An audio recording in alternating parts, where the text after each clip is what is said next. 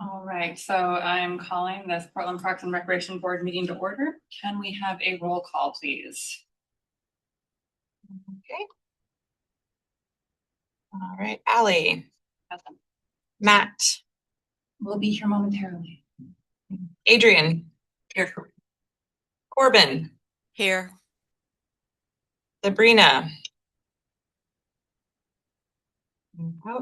Joanne. Here.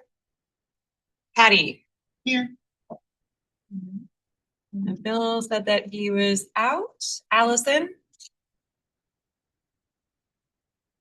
Present. Myra. Here. Allie mentioned they would be out. Kitty.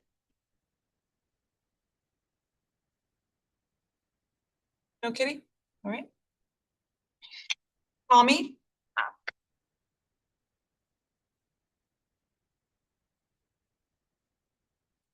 Tommy, did I see you online? I thought I saw a hand there.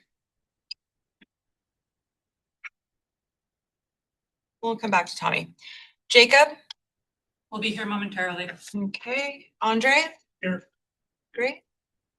And Jessica. Here. Wonderful. All right. Do we have anyone for public comment? No, we do not. Okay. For general announcements, we do have something for Matt, so hopefully he'll be here shortly, but Corbin, we also have something for general announcements. So just announcing that I will be stepping down from the board in June, so next month, after 5 years of serving. It's been a very interesting time serving on the board, and I am looking forward to finding new ways to support Portland and its environment. So thank you. Thank you.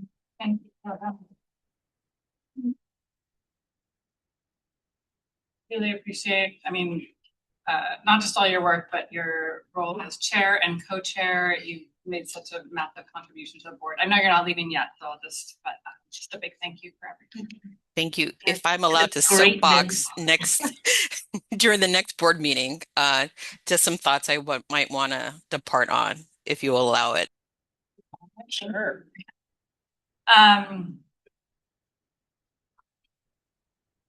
Matt, we're ready for your general announcements, so you get to go right in. Okay.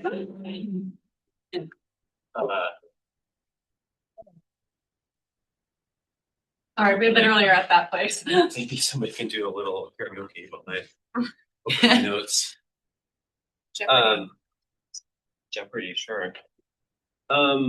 So yeah, just a couple of budget things. I want to thank everybody for leaning in on budget advocacy. It's making a difference. So let's keep at it. And thank you to folks that met with counselors already. That's really important, that one-on-one. We have a couple of folks that haven't engaged with. And what's been successful is if you reached out an email and you haven't heard back, call them. Those calls is when you speak careful.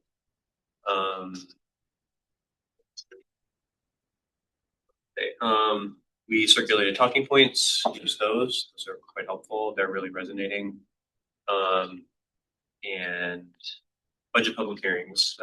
Sonia invite you to jump in, but I think what we're hearing is May 18th is probably the best opportunity. Then you know more than I do. Public feedback, okay. That's what I just heard from Councilor Green. But yeah, I was thinking initially that would be sort of the budget would be already very much baked, but apparently it's not. So that's a really good opportunity for us to engage. So let's try to coordinate on that, and we have those talking points. And then people that have attended budget listening sessions, Suan, Patty did. Nobody else was there too. Allison, and yeah, thank you. That has also made a real difference. I think that's all I have. So we're close. Don't let up and continue with the advocacy. So.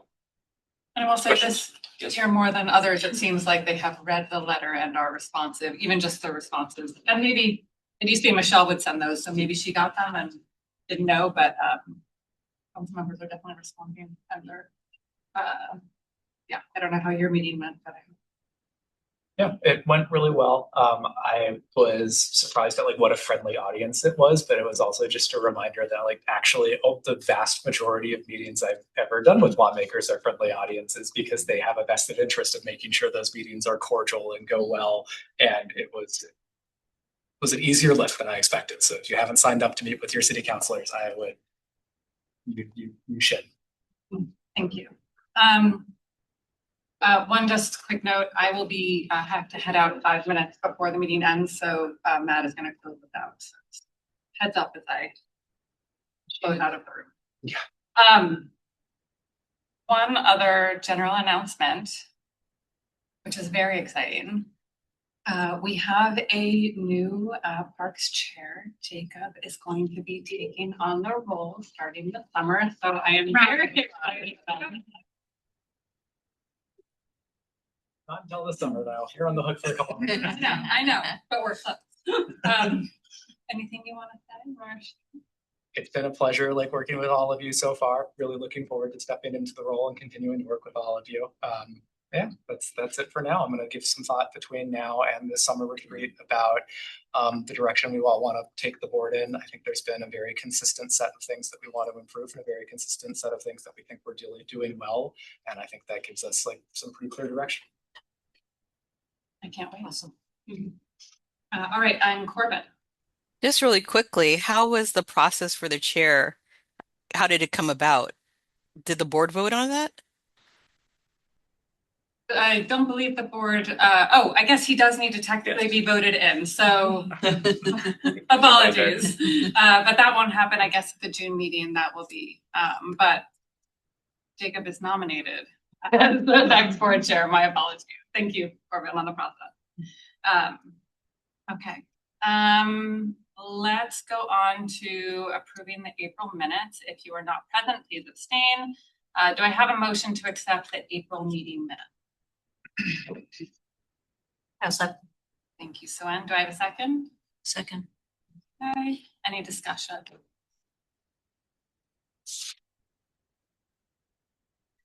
And those in favor of approving the meeting minutes, please raise your hand.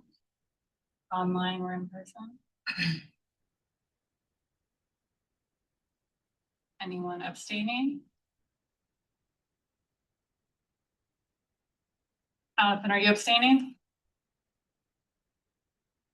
Nope. Okay. Nope, just And then sorry about that. that's okay. Am I remembering correctly that we didn't approve the March meeting minutes because we didn't have enough, folks didn't feel they had enough time to review? I'm remembering that. March meeting minutes said that they were approved, but there was a typo and a correction, and then the motion was carried. Okay, great. Then let's move on to the director's report with Dr. Szymanski. Okay, I have not much for you today. You offered a nice preview. Jenna has the slide, most of which will be familiar, although I have grayed out budget dates which are behind us to show progress. Yay.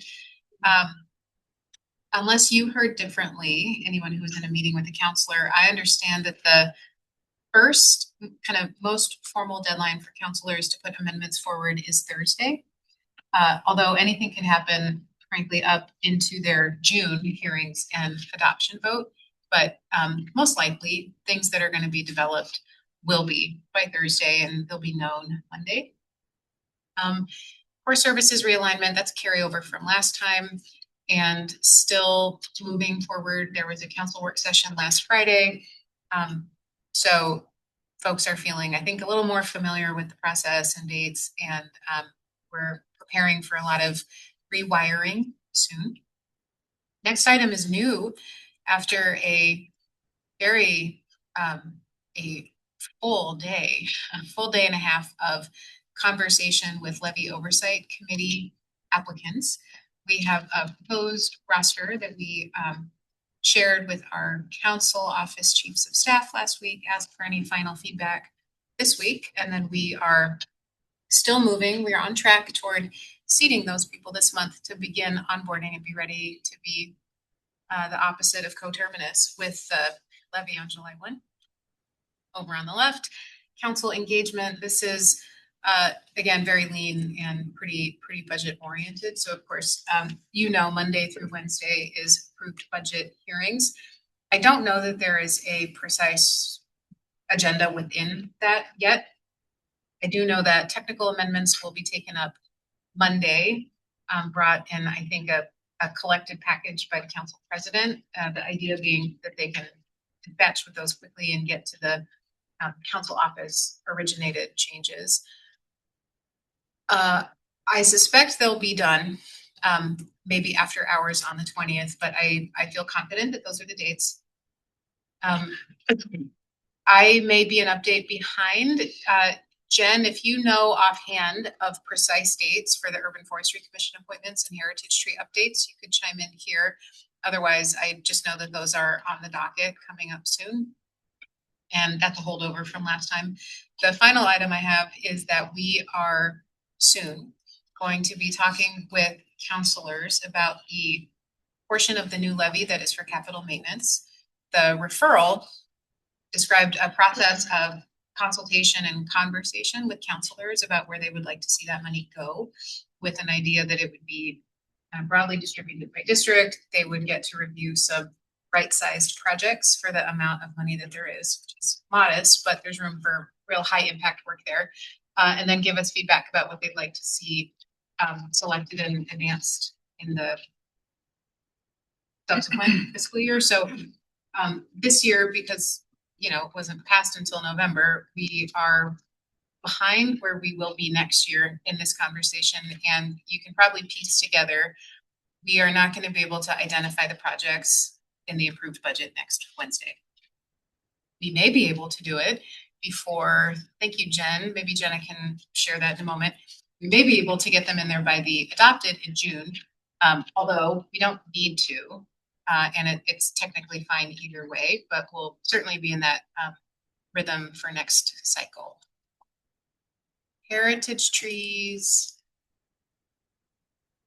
have, so both of these have committee dates. They're going to different committees near the end of May, and then the council date will be identified probably at the close of those committee meetings.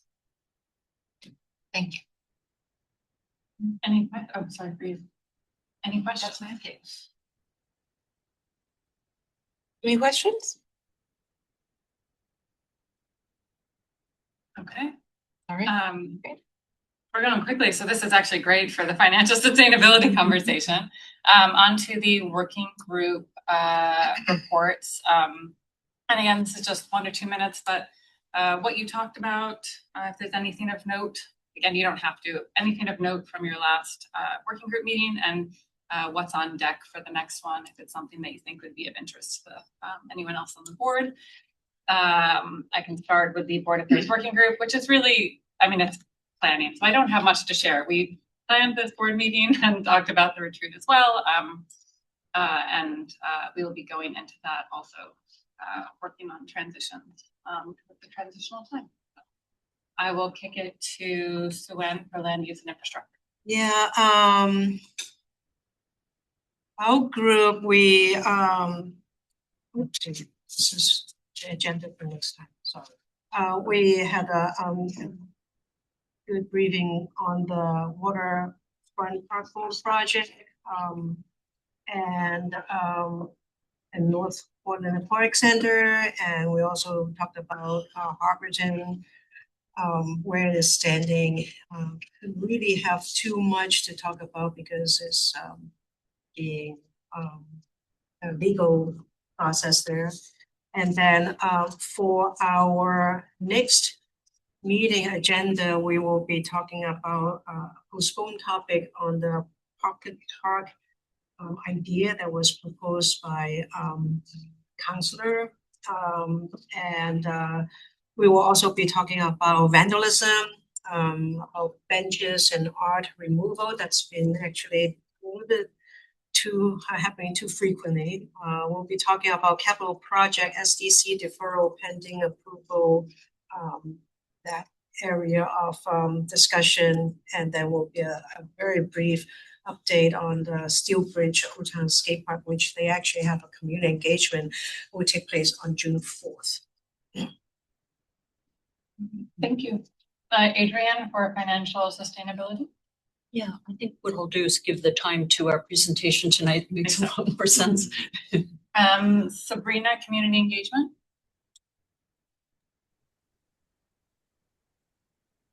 Saw Sabrina's name up there earlier. Okay, I don't remember seeing her. She was popped not in. she was not at the last meeting. Okay. Do you want to share anything, Corbin, or anyone else from community engagement? I could, Patty, did you want to also contribute to the conversation? You can go ahead. If you missed something, I'll chime in anytime. Thank That's a you. lot. Okay. Yeah, we did talk about a lot, and I think because of the particular type of group we are, um, really thinking through what board engagement, community engagement looks like, and part of it is really trying to bring folks into the civic engagement that I hope the board continues to endeavor with. One of the things that we did talk about is creating a pipeline from the board to the mayor and city councilor. We are an advisory board. It is written in city code. We are supposed to also be the public forum for folks to participate around discussions and decision making around park and recreation issues. And that pipeline has not been established, although I know Jenna has been working on that. We did talk about the city council policy committee, and maybe the public works policy committee is the one that we want to establish our pipeline to, so we can actually advocate and have some sort of efficacy in the work that we're doing, which will bring community members into our board meetings so we can have more engaged discussions and actually get feedback from the community when topics come up. The other piece is really thinking about what are the different ways we want community members to engage. So really thinking about the board packet again, making sure that it gets out a week before, make sure that it has the links and the established information for not only us as a board to be able to engage fully with the material or with the content or the topic, but also informing and educating the public on what we're talking about.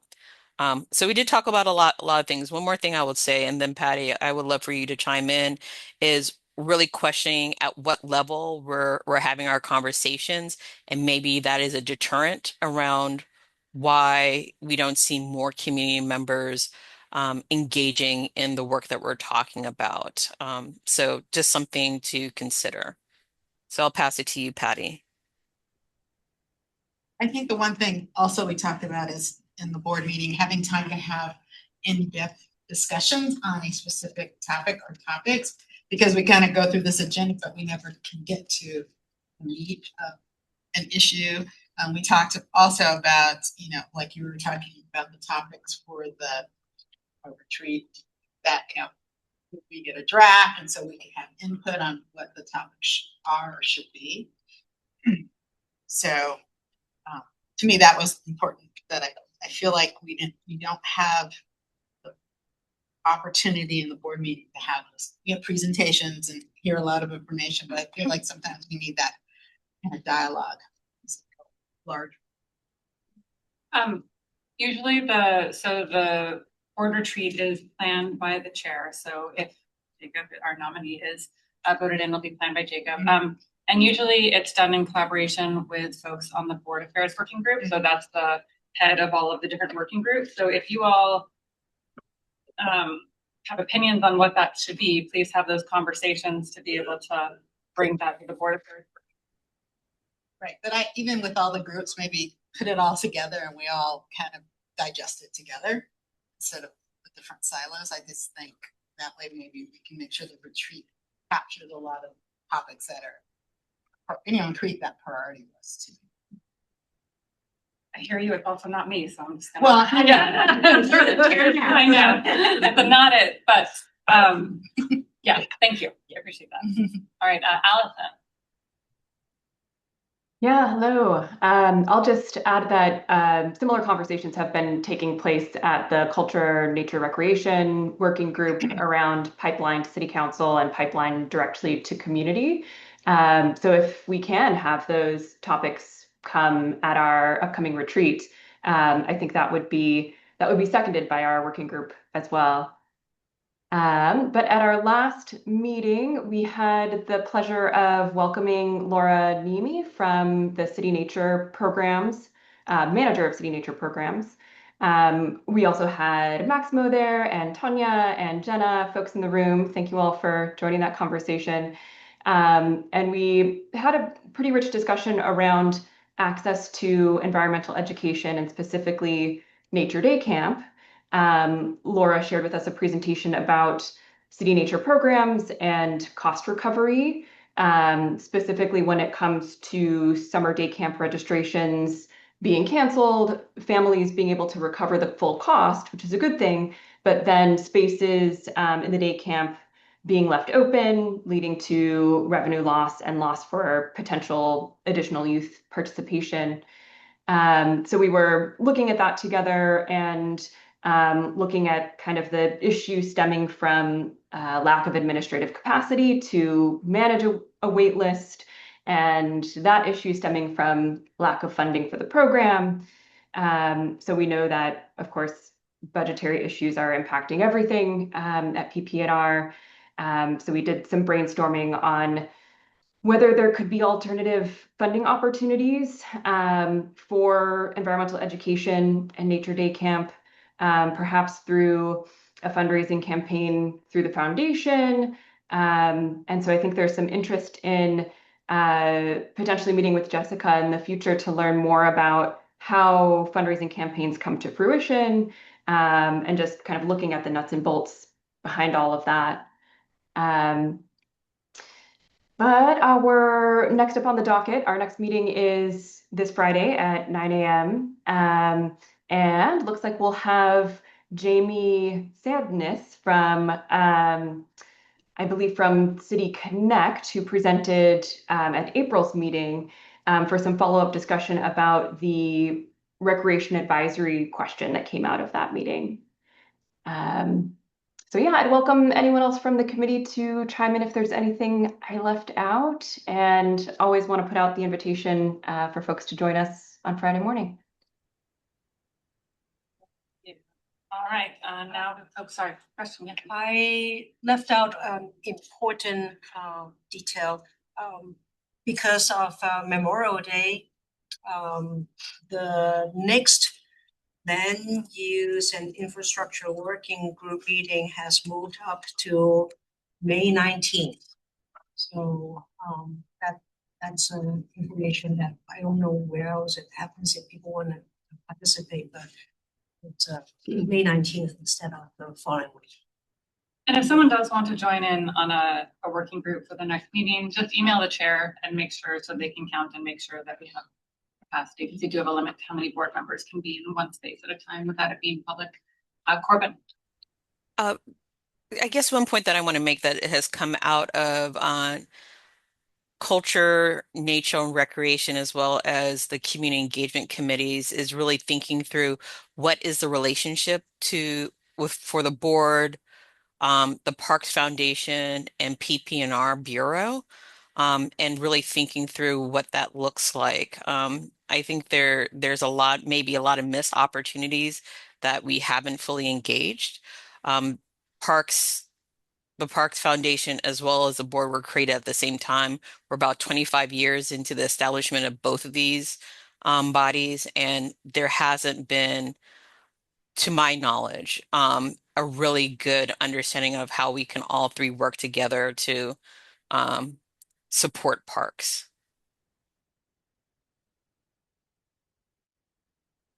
All right, Jessica, update from Foundation. Yes. Okay. Well, I'll start out with my thank yous because that's fun. We are in sort of our grant award season among events as well. And we just went through our Joey Pope Leadership Award process, and we had Matt and Sonia both on the selection panel. So thank you for participating in that. I hope that was a rewarding process for you. I always do it. Recommend. That's Yes. awesome. It's so for those of you who don't know, the Joey Pope Award for Parks Leadership is an award for emerging parks leaders or initiatives. And we did a campaign and actually raised money for an endowment for it. And so we receive annual distributions to fund 2 grants the size of $10,000 each to emerging leaders. And then it's wonderful. We have Parks and Parks Board and somebody from our board and some community members and a member of the Pope family in honor of Joey Pope, our founding board chair, who all get to participate in the selection. And for any of you who have been on like grant committees and things like that, it's such a good insight into projects and initiatives that are happening out there. So thank you, but it also requires a lot of additional review time. So thank you to that. I also want to give just a major shout out to this person who's sitting next to me, Jenna, who is everywhere right now, absolutely everywhere in our world. She helped put together a phenomenal event on Friday, which was celebrating the opening of one of our playgrounds that we did in partnership with PP&R out at Raymond Park. And it had, I think, like over 12 or 15 community partners, all from East Portland. I think we had at least over 300 kids coming through. We were able to give free ice cream and hot dogs. We had DJ Smokey Dan. It was just a lovely event. Started at 2:30 and nobody wanted to leave at 5:30 when it was over. It was on the news. Oh, we were on, it was on the news. There was always somebody who catches it. Was Robin there? Was Robin Wilcox speaking? I don't know, you were talking. Okay, I told Robin, project manager, and Dylan Pickle may have also been there too. Anyway, and then you're involved in the project, the waterfront, and you're here. Just want to give a shout out. The PP&R staff is working an incredible amount to keep things going. So it's been fun working with you. You know, we put together the elk event. It had its own kinks because there were so many interbureaus, and it just made me realize how smooth it is to work with parks on partnership events like this. So a little shout out to all of that. Yes.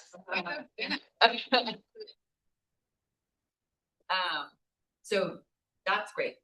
Let's see, what else? I want to just say we just closed out, we relaunched the North Portland Community Grants this cycle or this spring, which are funded through the Portland International Raceway race promoters. They go into mitigation fund that have been put on pause for many years. The foundation has been engaged with the North Portland community for the last many, many months to relaunch it in a way that felt good for as many people as possible. We received 50 grant submissions, and I believe Andre, are you on that committee? Oh no, Bill is. Is Bill not on the board anymore? Bill is not here today. Okay, but Bill is on our committee. It's made up of, it's statutorily restricted to North Portland community members. There was a whole selection process, but Bill actually is on that selection committee. Bill's not here to know that he has 50 grants to review in the future. What's the pool of dollars? Huh? How much money? So this year we have 80,000 to give away. Wow. Yeah. That's amazing. So they range, people requested between $3,000 to $10,000. And then we have 3 years of that.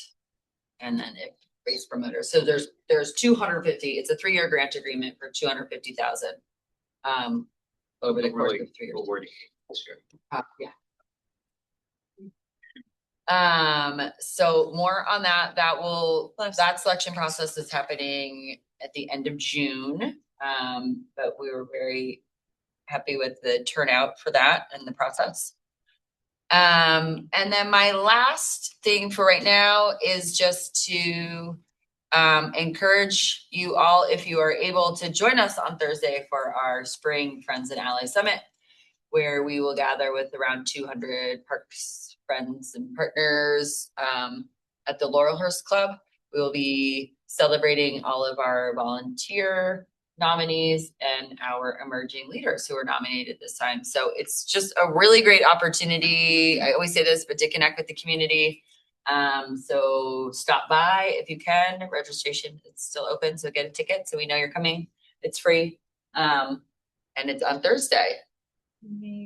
And we will have Sonia sharing some lovely remarks, and we'll have our wonderful MCs on our board, J.R. Lilly and Silas Sanderson. And there'll be some share outs from some community members. And then we'll be able to announce our recipients for the Volunteer and Emerging Leader Awards. And it's just a lovely event to maybe take a break from all the budget conversations and celebrate all of the partners. I'm checking out now. Oh, good. Yeah, check it out. I was like, If you want, yeah. So any questions for Jessica? that's great. Okay. Thank you. I love, in a world that's hard, it's nice. You know what I mean? Like when you get to recognize good work, and like, it's a hard world. It's really nice when you get those moments. Yeah, Thursday is really nice. It's just like there's walls that are lined with summaries of all the volunteers and the emerging leaders, and you get to learn about their work. And it's a great way to just network with the partners. And now, and we're really early, so you all have the hour and a half that you wanted, which is great. So I'm going to pass it to Sarah Huggins and Adrian as well, who are going to bring us into a presentation. And really, I wanted to preface the start of a conversation, a much longer conversation on financial sustainability for parks, which has been a big question mark and challenge for as long as I've been here, but I'm sure much longer. Fantastic. Thank you. And Adrian's actually going to kick us off. Excellent. Yes, very happy that this can be a conversation. Again, it's what we were thinking would be the most productive. And you probably know that Sarah Huggins is the program manager for financial sustainability. I think I know everybody online in here. So, you know what, hopefully this will be the beginning of kind of a work plan that we can do together. And there's a lot of detail that we won't be able to include tonight. And I'll kind of say where we're going to hone in tonight, and hopefully you could help us do that. So the first thing that we'll be talking about is, you know, what are we solving to? What are the services that we provide, the assets and the funding, and potentially what are some of those gaps? And what have we heard from voters? What does the community want from their parks, and how do we know that? What might be still missing about what we might want to hear later on. Talk about, again, the other piece of the history of what are we solving to is what's the history of parks funding and where have the gaps been, and maybe some of the successes too. We'll start the conversation tonight of talking about benchmark park systems. Sarah did an amazing job of looking at national data and really pulling out very specific financial data and comparisons. We probably won't be able to go into all the detail of that tonight, and that could be basically part of another presentation, but we will give you some high-level information on that. And then the long-range financial plan itself. We'll talk about the outline of that, and again, at another time, we'll be delving into each aspect of that with you as we develop it with the financial sustainability work group. And finally, the thing that we really want to leave that time for a conversation, and Patty brought up the need for that, Corbin did, is what is the Parks Board role? And what are the things that it can be? What should it be? So forth going forward. So I'm going to turn it over to Sarah, and we'll just dig right in. Oh, I also going to mention that let's try to stay strategic, because I want to make sure that we actually get to the Parks Board role. And so write your questions down around any very specific. I mean, we have plenty of time for questions tonight, but if there's a lot of kind of specific detail, we may need to deal with that later. So. All right, good. Fantastic.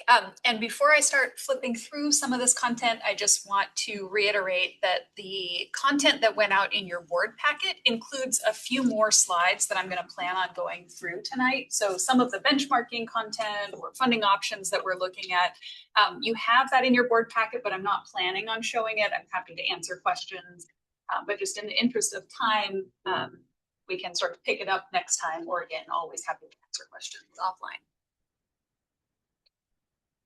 All right, so just starting with a little bit of kind of context, what is the Portland Parks and Recreation Park System? This is a slide that we sometimes use really to show the breadth and the variety of all of the different types of facilities or programs or ways that Portlanders interact with and access in sort of this park system, from trees to splash pads to free lunch and play sites. There really is sort of a wide variety of what we all together are working to provide as Portland Parks and Recreation. We track a number of ways in which we look at both what services we do provide and where we have significant service gaps across our park system. So in this one, since the 2020 vision was adopted in 2000, we've been tracking household access within a half mile of a park or natural area. And this is a map that shows where we have service and where we have service gaps. And you can also see in that top table, we have significant differences in access and service when you look at it geographically. So District 1 is far less served than other districts comparatively, and significantly lower than the citywide average.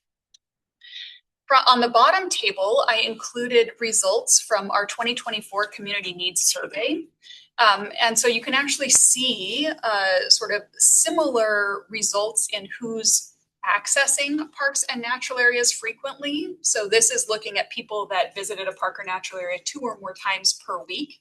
And you similarly see District 1 has lower frequency of access to parks and nature, which is perhaps unsurprising given sort of lower physical access there. At the top, I also included from the Community Needs Survey citywide, the percentage of people who at least once a year visited a park or natural area is very high at 96%. In this next one, we're looking at access to community centers and to programs. So the map on the right is showing geographic 3-mile service radius from full service community centers. And that corresponds to the table in the upper left. So that shows the percentage of households that are within that 3-mile radius of a full service community center. Here we have District 2 is lower than the other districts and the citywide average for that. In the bottom, I'm showing a chart. Again, this is 2024 Community Needs Survey. So this is the percentage of people who said that they participated and accessed a recreation program at least once in the past year. One thing notable here that I'll mention is that District 1 is actually the highest in terms of participation compared to the other districts and citywide, where we saw it lower in terms of frequency of access to parks and nature. We've also continued to track where we have tree canopy citywide. So we know that roughly 80% of Portland's population lives east of the Willamette River, and we have significantly lower citywide tree canopy coverage. This is both by council district on the left and at a slightly finer grain neighborhood level on the right.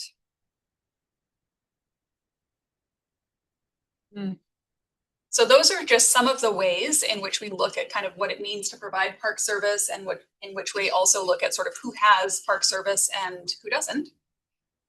So in this slide, I'm doing a high-level summary of the Bureau's kind of financial picture over a fiscal year 27 through 31 timeframe, and that aligns with the timeframe of the 2025 levy, so that 5-year window. Thinking about kind of services we provide now in terms of the color of money, if you will, that funds them, I have 3 main lanes here. So the first is General Bureau operations. Right now, we're in a position, again, in this forecast window, where operations are largely sustained. It depends on, city budget decisions, but we have about 50-50 in terms of percentage of general fund and fee revenue funding and parks levy at this point in the forecast. And over those 5 years, that ranges from about 170 to 210 as kind of the approximate size of that operating budget for the Bureau.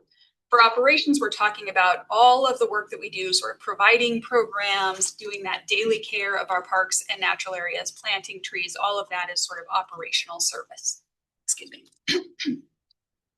In the second row, we know that we need to maintain assets that we have in our park system.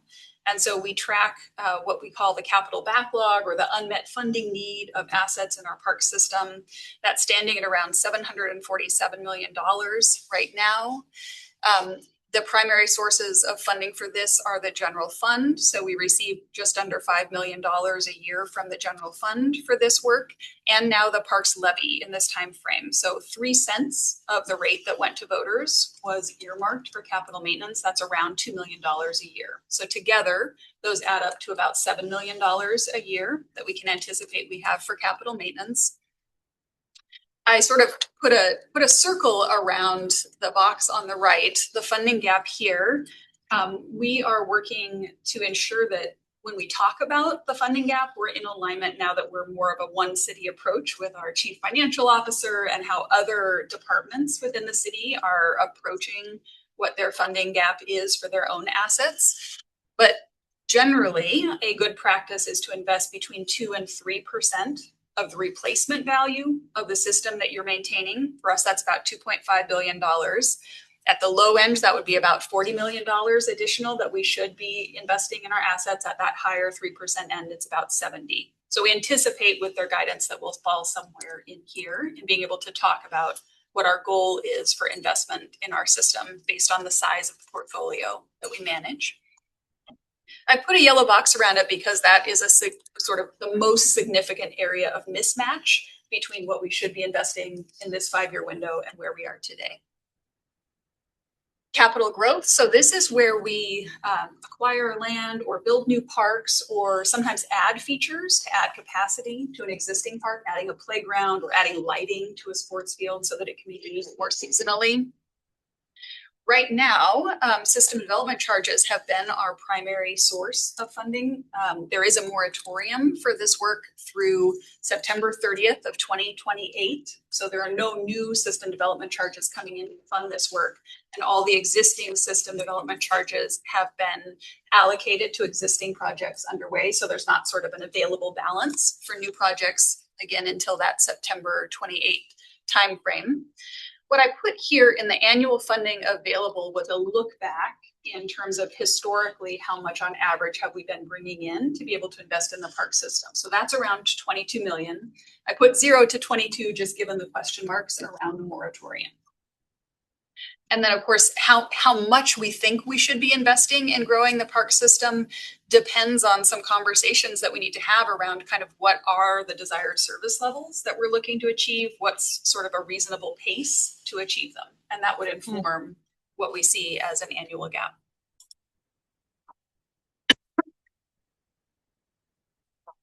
Oh, yeah. I have a quick clarifying question if I can ask that.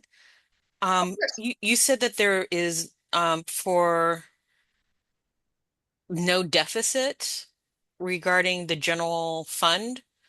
Does that include inflation over time, or is that a set amount? Yeah, so the assuming the reductions that are in the mayor's proposed budget are taken, then there is no further deficit over the 5-year forecast window. That does take into account assumed cost inflators. So we have different inflators for personnel versus utilities, things like that. So that does take into account those inflators over that 5-year window. Great. Thank you so much. Yeah.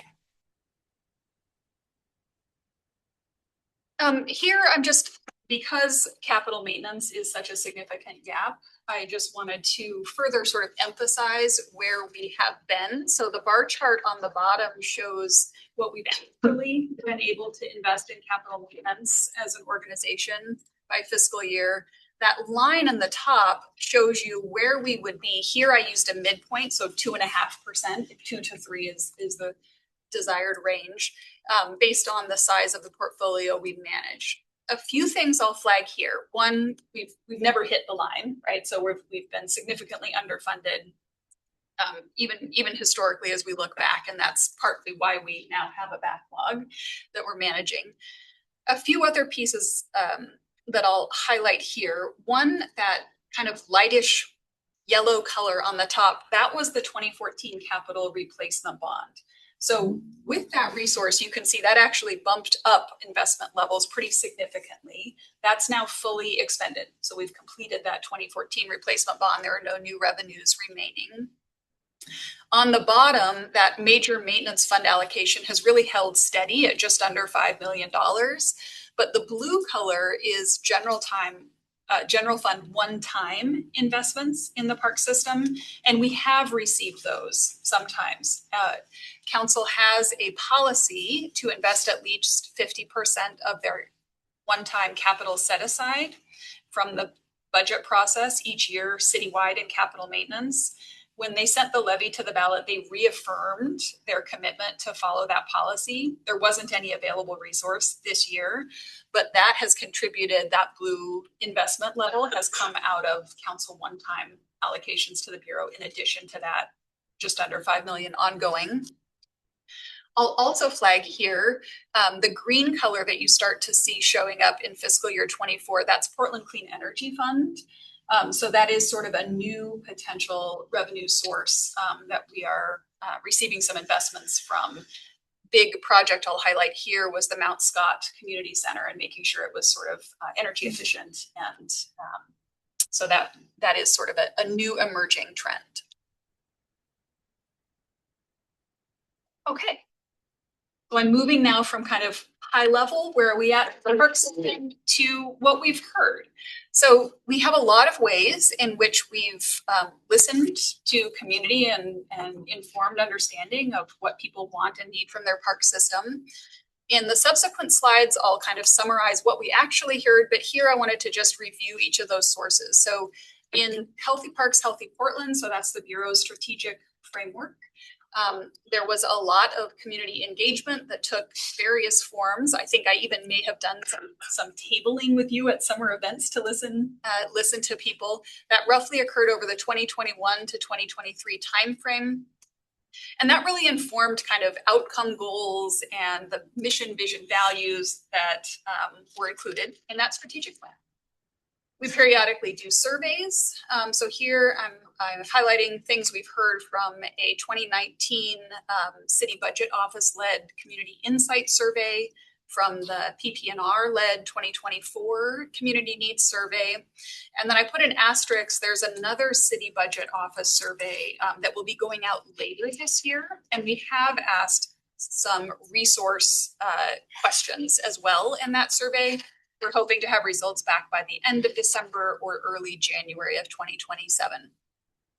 So we have some good survey information.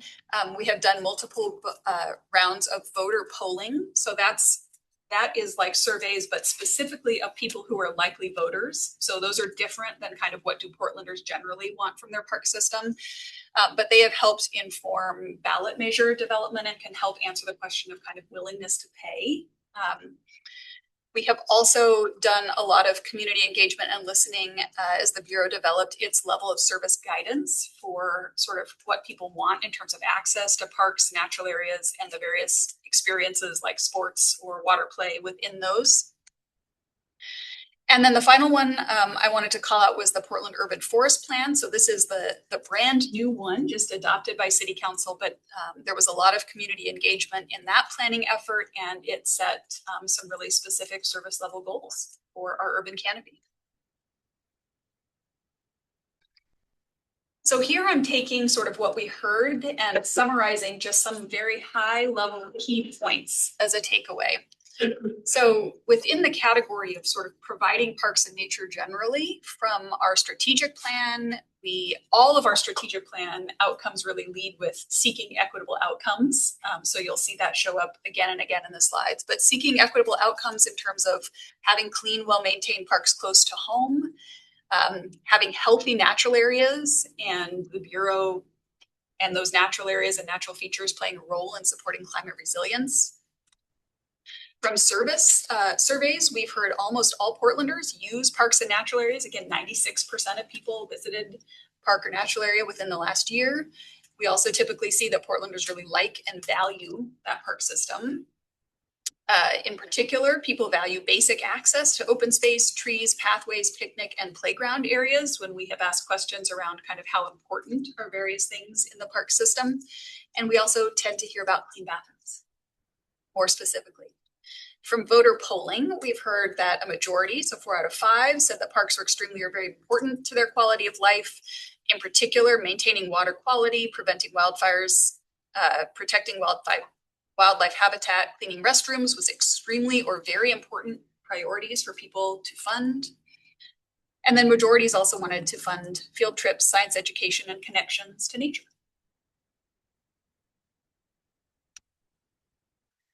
So shifting and looking at our urban forest and trees from the strategic plan, we have outcomes to work towards equitable outcomes and equitably distributed, also increasing healthy tree canopy, also providing essential services during weather emergencies.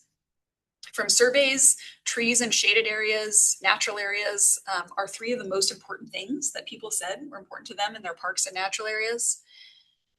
73% of voters said that maintaining existing trees was extremely or very important for them to fund. And then again, I mentioned there are some very clear service goals articulated in the new Portland Urban Forest Plan around percentage of land that should be covered by tree canopy, what that looks like on a neighborhood level. If you recall the neighborhood map, there's a lot of inequity in terms of how neighborhoods have access to tree canopy, and then street area as well. So specific level of service targets that were set. In terms of activations and programs and services, working towards equitable outcomes, providing a variety of programs, serving Portlanders from all backgrounds, ages, and abilities, not having cost as a barrier to access to programs and services, and also being a good partner. So community organizations and volunteers wanting to work with the Bureau. From surveys of all the kinds of programs we offer, outdoor arts and culture events, fitness programs, and nature environmental education classes were the most important types of programs. And as you saw in the prior slide, about 1/3 of Portlanders participated in a program in the last year. Voter polling, again, like the strategic plan, reaffirmed that free and low-cost recreation programs for kids and families experiencing poverty was extremely or very important to fund. So that was true for 67% of voters.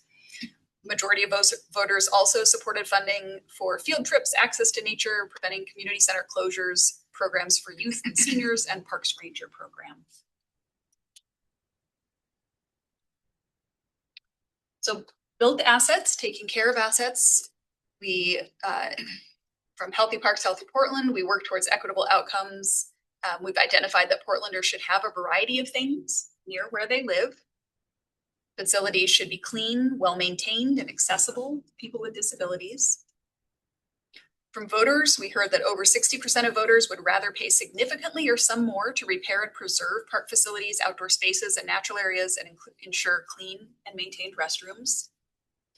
From level of service, we have heard that half-mile access to parks and playgrounds are what people really want, closest to home. So we're reaffirming, if you will, of that goal that we've been progressing towards since 2000. For other experiences, we heard people are willing to travel further, and that level of service guidance includes a range for different experiences of 1 to 3 miles. And then for that full service community center experience, a 3-mile service level goal. Okay. So that's a high level summary of what we've heard for community from those various listening and learning.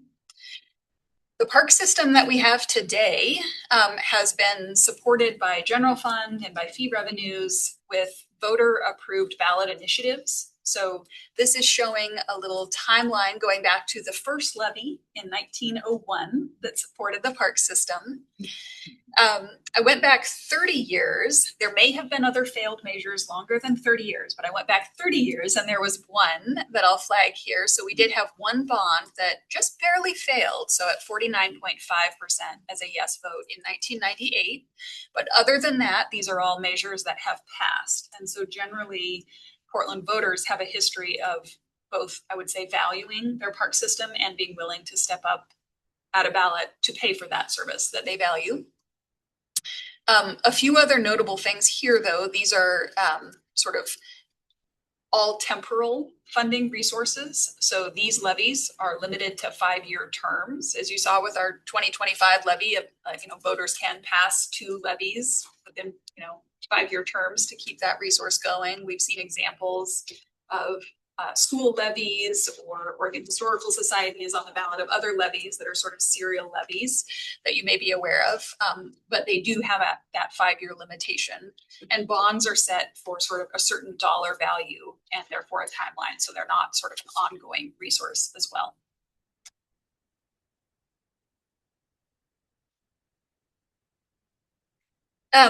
So we have been looking at sort of what tools have worked well in other jurisdictions to set up sort of a more predictable, longer term, forward-looking resource.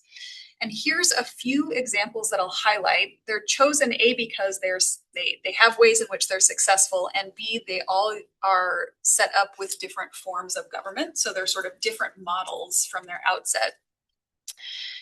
The Seattle model is a city-governed park system, but it has an independent park district jurisdiction over it. There are no staff that fund that are funded by that district directly. So all staff, all assets are part of the City of Seattle's park and recreation system. But because it has an independent jurisdiction district overlay, it has a permanent property tax rate resource that's attached to it. A few things that they did in the Seattle model that I think set them up for success. One, when they went to the ballot, they set a higher permanent tax levy rate than they collected at the outset. And they've been building into that. And so that actually gave them some headroom to account for ways in which sometimes, as we've experienced, costs outpace property tax revenue rate. So that was one tool that they did that's been successful. Again, they're building into that maximum rate. They didn't collect it at the outset. A second thing I'll call out that was successful in that model was when they went to the ballot, they went with a city commitment to sign an agreement with the district that the level of continuing investment of general fund would be the same, and in fact sort of cost adjusted for inflation over time.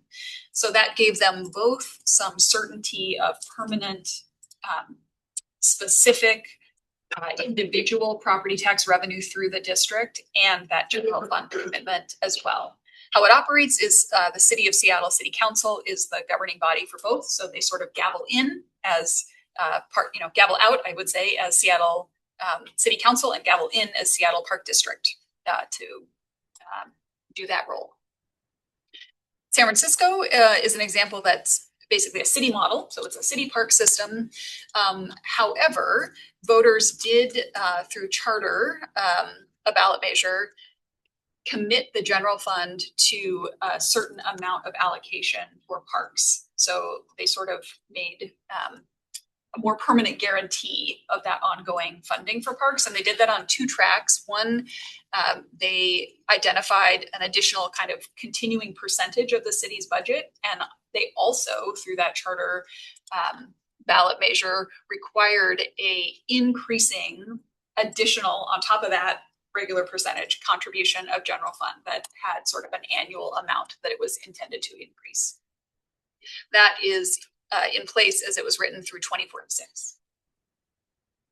Bend is an example here in Oregon of a fully independent park district. They were established with sort of a permanent property tax rate. They also collect impact fees, or we call them system development charges, to fund their growth. One thing I will say that's notable here is that they have actually experienced, they have been able to manage, because they're a fully independent jurisdiction, a lower expense growth curve. So I'll just flag here, like 3% for personnel cost growth and for operational cost growth in fiscal year 25. That's compared to us, we've seen sort of over 10% per year in the city structure. So that has helped them be successful and stay within the typical growth rate of their property tax that they independently get. So these are 3 sort of different models, but some different tools that each have used, and they all seem to be pretty successful without sort of significant budget reductions from a year-to-year standpoint, and with that longer-term ability to do some planning. Sarah, which ones are closest to like our size of system? Park size system or city population? Like the parks, like the Number of parks. the size of the budget Mm. and like the amount of assets when you quantify the. I'll have to get back on you that. So one of the things that I have been doing, you don't see it in these slides because I'm still waiting for final validation, but I have been doing some more local benchmarking around. So what I sent out was sort of national benchmarking, and Trust for Public Land is a great collector of data. So we can use a lot of the data they have to be able to report in sort of an apples to apples way.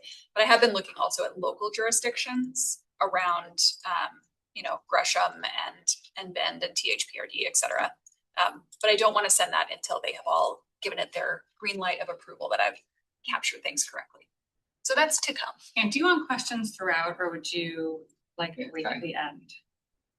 Your prep, I'm asking because I've forwarded the question, I'm thinking, but I also want to just, if you want to get through it. Well, maybe what we could do is actually go through, we're going to transition to the financial sustainability work group. So maybe at that break between the two, we could go over questions for Sarah. Great. So And I'll we're take going to over. hold on. So it's just a for couple moment. more slides, unless there's a burning. I can wait. Okay, just give us a few minutes because you might get answered. Okay. So yeah, I think I just have two more things I was going to cover. And this one, I just wanted to literally give you verbatim the text around our charge. So this was from the resolution that council used to send the 2025 levy to the ballot. And specifically, they called out that they would work with parks and the community on a long-range financial plan. And then I also bolded at the end that we need to have it done by fiscal year 27-28. So that's June 30th, 2028. So in thinking about sort of what are the chapters, if you will, what are sort of the elements of this long-range financial plan, this is another area in which your board packet, I had an individual slide on each of these chapters with further detail, but at a high level, really outlines the purpose. So what is our shared vision and goal for the financial plan itself?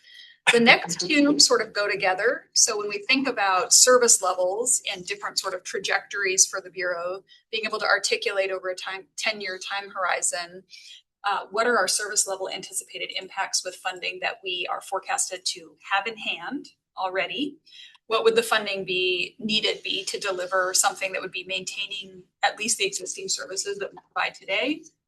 And then where we're able to do the work of articulating what level of service goals we actually should be trying to deliver to meet some of those lessons learned, what we heard from the community, what would that resource delta look like? The fourth chapter would be the financial plan itself. So what funding tools and potentially what sequencing of those funding tools over a 10-year horizon would we collectively be working to enact? Chapter 5, we want to have a section around kind of what does accountability and transparency look like for this effort? So what sorts of annual reporting? How does this show up in budget? How can council use this tool to evaluate sort of policy and budget decisions that they're making against how it relates to the financial plan? And then in the final chapter here, future initiative steps. So there's a lot of really great ideas and work that could happen around sort of what is a partnership strategy. So when we think about the levels of service we deliver, what is sort of PPNR delivering, what is partner-led, that is a body of work in and of itself. And so recognizing both the importance and connection of that and giving it sort of a timeline to land as part of this effort. Asset transition plan is another one. So we have a number of assets in our park system that may not ultimately align with our level of service goals. And so what is an actual plan timeline for a plan to review all of those and identify what is the best future path for those assets? Levels of investment for grants, philanthropy, external funding, and that support of the park system. And then finally, thinking about some design and operational standards. So are there ways that which we can develop and grow and change the park system that would help us to be more cost effective in terms of designing for things that have a lower overall maintenance cost associated with them and more sort of predictability in terms of that wonderful variety that makes up our park system. So those are all things that we envision describing as future efforts, but not being sort of part of the plan itself. The last thing I'll flag on this, there's a number of other sort of citywide efforts that will either inform the long-range financial plan, or we may inform some of those efforts as well. So there is a Chief Financial Officer led citywide 5-year funding stabilization plan. Again, that's at a citywide level. There is work going on around citywide asset management. There are conversations citywide around a potential citywide bond effort. There are conversations beyond just parks around system development charges. So potentially looking both internally at code changes we could make and externally at state legislative changes that would impact how SDCs can be used. There is, as I mentioned earlier, the moratorium currently on SDCs, so potentially questions of what that looks like in the future. And we will be going along with transportation to update our system development charge methodology in the next few years as well. So these are all sort of things that have a relationship to financial plans that we'll want to sort of stay in alignment with. Yeah. Okay. Sorry, I do have one more slide. So this one is just introducing at a high level what some of those big steps would be in the development. I mentioned per the council resolution, we do have sort of a final deadline of having this done by June 30th of 2028. I think depending on the steps and sort of the approach to development of this plan, we could actually complete it in somewhere between sort of a 9 to 25 month range. That 25 months would be the sort of final deadline. Envisioning this as sort of a guiding document rather than extremely detailed or prescribing document.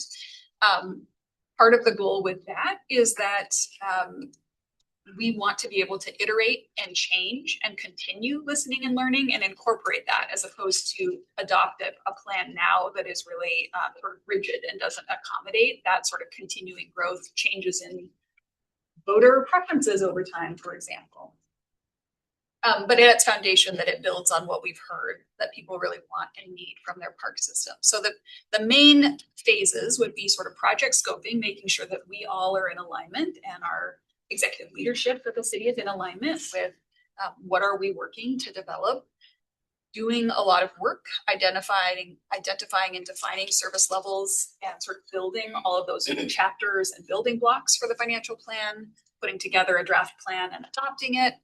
And then really that ongoing work of continuing to refine, implement, iterate, evaluate how it's working. Now I truly am done. Breaking point, because we're going to move on to the work group and some of the things that came out of that. And so why don't we take, questions?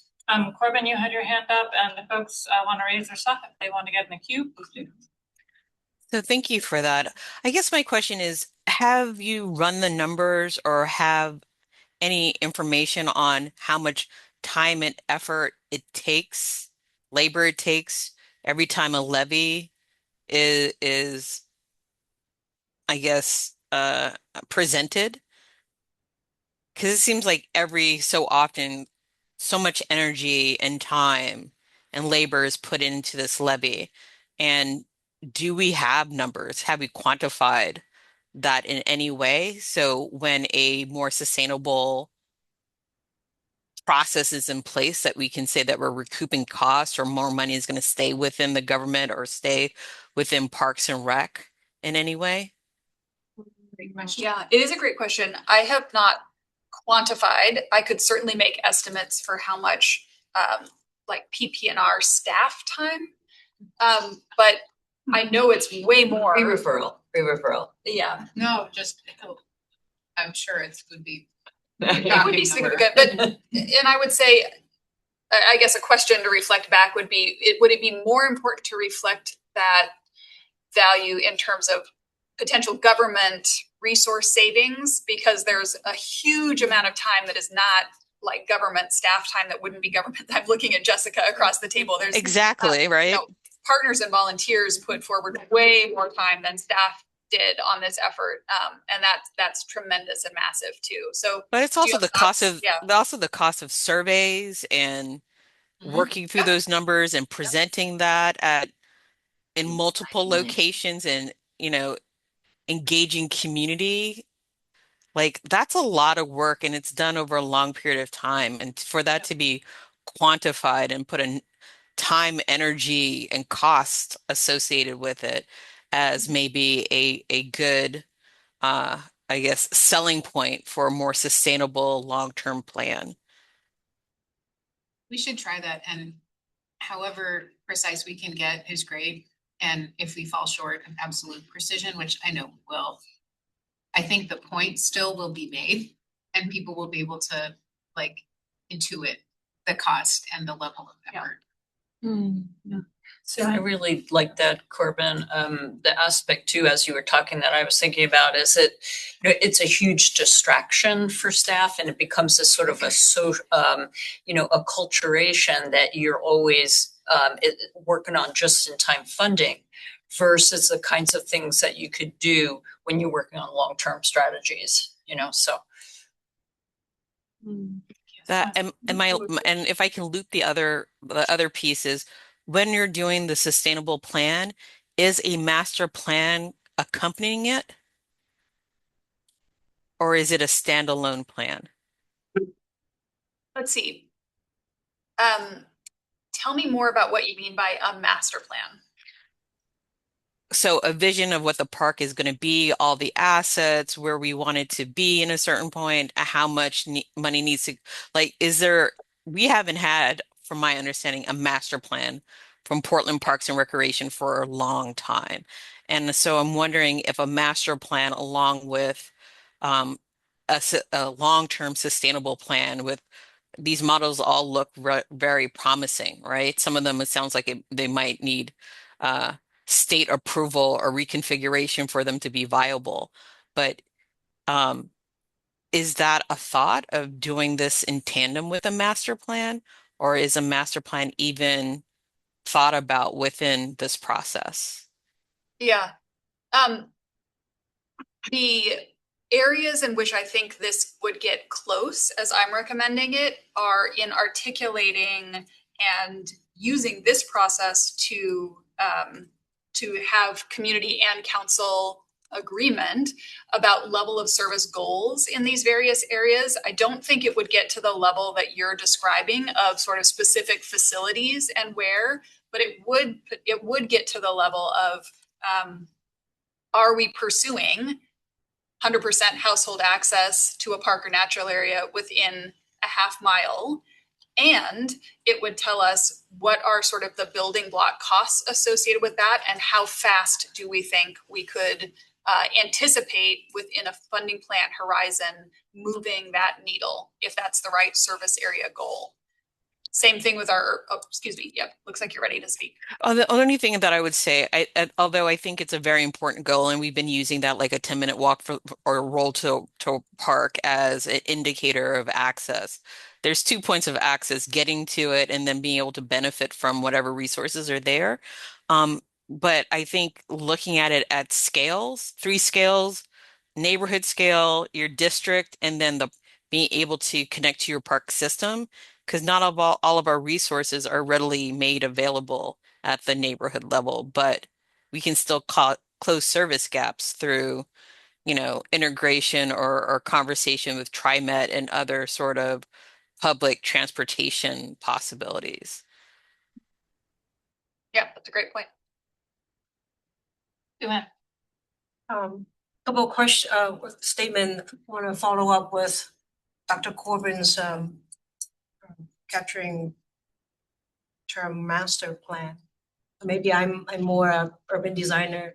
To me, it referred back to someone was questioning this is back in, when Director Long was still here. Someone was saying, where is Portland Parks and Recreation's vision plan? Right, there's a, where do we want to go? What is our vision? How do we move forward? And then I see that as very much like a master plan. There's something more than just trying to make sure things don't fall down, or we maintain sustainability. There's something is calling almost as if we're just trying to stay afloat, or there's a growth plan. Where is our growth plan? And that can be physical asset or program, but there's something grander that guides us to the next 20 years or 40 years. And it would be nice to have something like that we can always refresh, refer, and see how we match up, because that may allow us to say, this time, if we have a bond or a levy, we need to go to higher level because we have to catch up to a broader vision.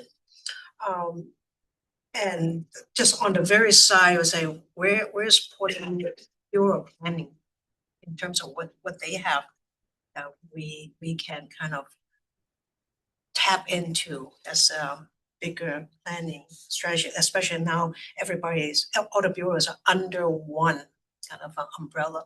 The other thing I thought it was very curious, because I had conversation with Councillor Tiffany Lane, and her head of staff and her policy strategists.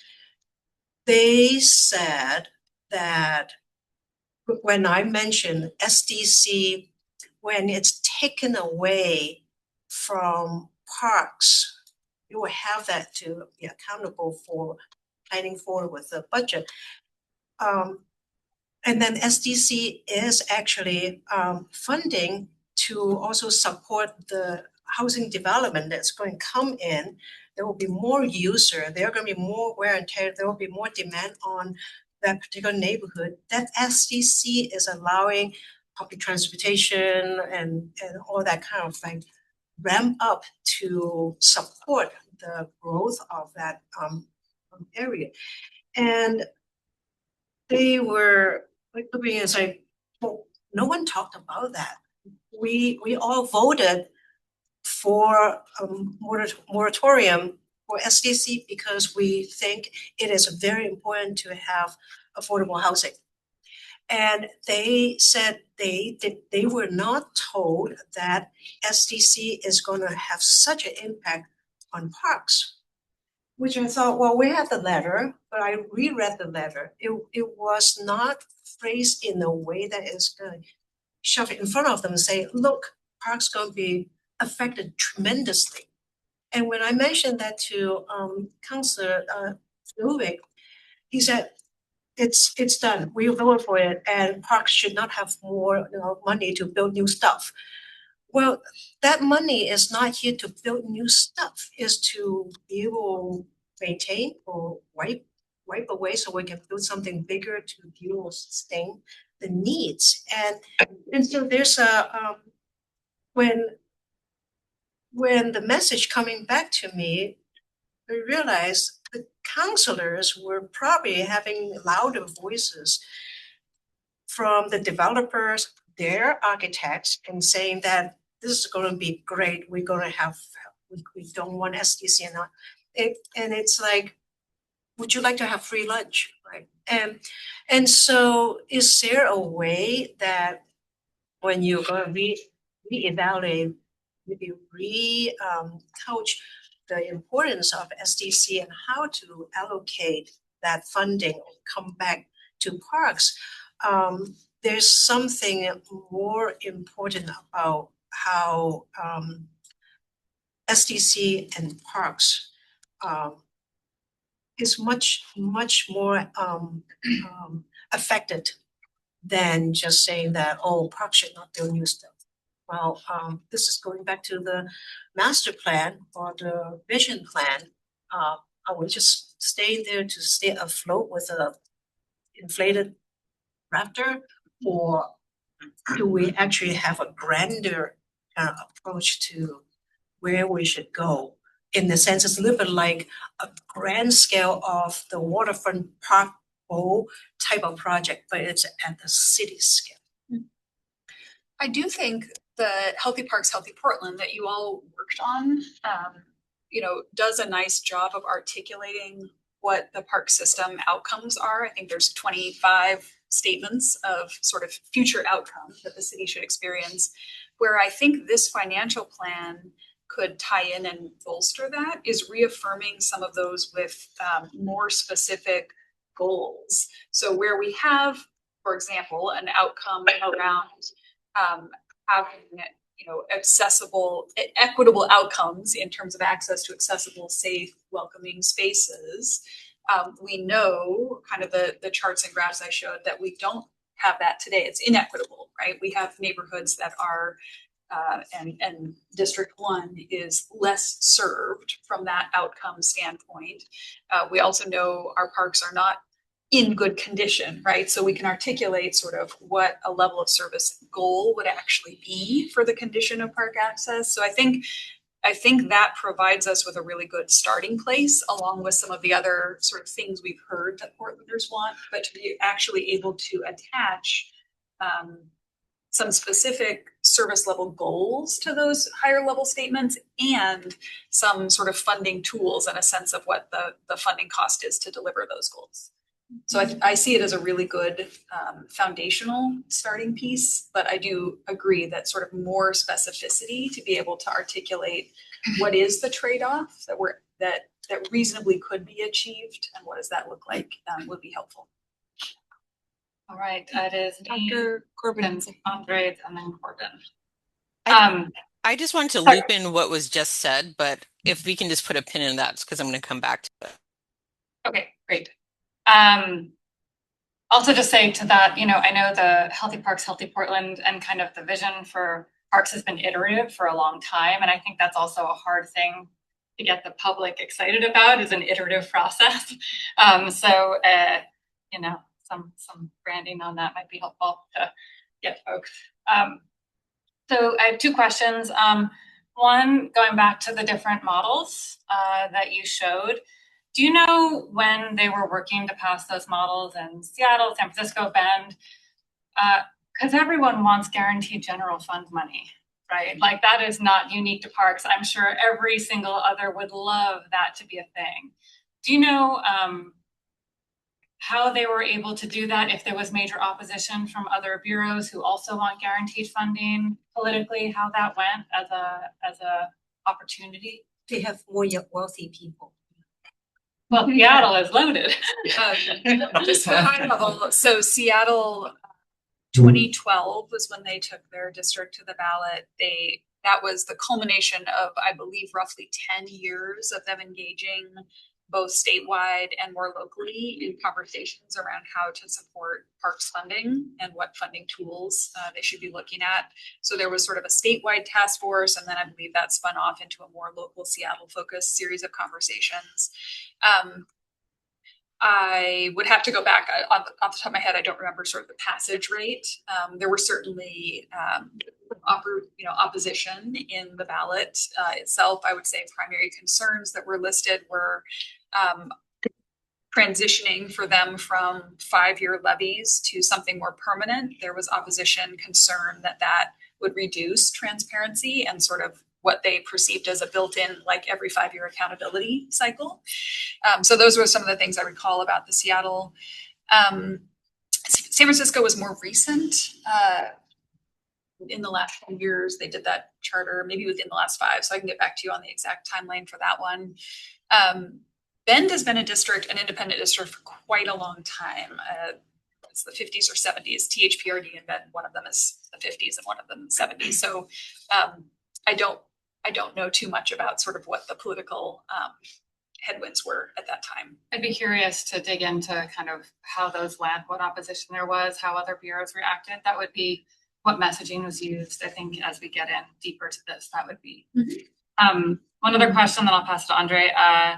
there was a big gap between 2002 and 2014 for levies. And that had the, 2008 economic downturn, so I'm wondering, what happened there with parks funding to not require a levy in that pretty big 12-year gap? Yeah, significant service reductions and increase in general fund. So after the 2002 levy, the Bureau, I believe, conducted some voter polling, and it didn't look as though sort of the successor levy was highly favorable, or it didn't have the political will to move it forward at that particular time. And so for certain programs, Teen Force, I believe, was one of them. The general fund stepped in and gave the Bureau additional general fund allocation in, I think, 2007, 8, 2006, 7, okay, something right around there, to continue and not discontinue that program that had been started under the levy. Same thing with the Ranger program. I think the general fund stepped in and helped fill that gap. So, and then in other ways, there were service reductions. Okay. That's helpful to know that there wasn't the appetite, right? It's not just that they didn't, some failed and, one failed and then the rest passed. It was also, they didn't have confidence that one would pass during that time. So that's Well, and a big chunk of recession. Yeah, totally. Yeah. So with like a new funding model and then the end of the new levy, are we looking to find a different funding model to replace the levy once it's done? Or because it feels like for the different kind of funding models, it's going to take, there's a long lead time, whether that's like through state legislature or through local government or a combination of both. Because the Seattle model sounds wonderful, but I was just kind of wondering, like, once the current new levy ends, are we looking to transition to something more, or are we just going to try to pass another levy possibly? So Andre, maybe I'm going to suggest, since we have a couple of potential options to kind of go through that. Just kidding. We'll try to loop back to that. Okay. We have Corbin and then Patty. We have 33 minutes left, so time check. How are we doing for the rest of the presentation? Yeah, let's make them brief questions. How's that? Great. Corbin. And Sue-Ann, jump in if I'm reading the conversation that we were trying to have. Is we're looking at financial sustainability for the Parks and Recreation system. With that said, what are we sustaining? Are we sustaining what we have now or what we actually need in the future? And I think that's where the master plan part comes in, because I think there tends not to be a conversation on certain neighborhoods can hold fast because they have adequate green space, park, recreation facilities, and then there's places that are at a deficit or underserved that really we need to factor in future investment, because it's going to constantly be an issue moving forward. So what are we financially sustaining? The current system or the system that we need? And I think that is the inherent question that I have, and maybe Sue-Ann, you're also thinking about. Yes. And I think that clarity could be very helpful around this process. Do you want to start on that? I can start on that. So, and this is in your packet. So if you wanted to reference sort of the second chapter of the proposed plan around financial and service level goals or context, I'm recommending doing modeling and articulating what the service and financial impacts would be for 3 different possible outcomes of the park system. We did something similar in 2019 when we facilitated that conversation. So the first one, again, is what kind of service levels can we expect at just present funding levels? So we know that funding is going to be insufficient to deliver even the service levels that we have today over a 10-year horizon. So what can we expect in terms of service reduction effectively? For the second one, articulating how much more funding would we need just to maintain the system as we have it today. And then in that third one would actually be articulating if we're on track to make progress towards meeting identified service level goals. So that might be like new parks in areas that don't have parks today, or more trees planted in areas that don't have tree canopy today, how much funding would be needed to deliver that? And that is intended to support a conversation that community, but also council will have around what is then, given kind of those different trajectories that the park system could be on, what is sort of a right level of funding to aim for.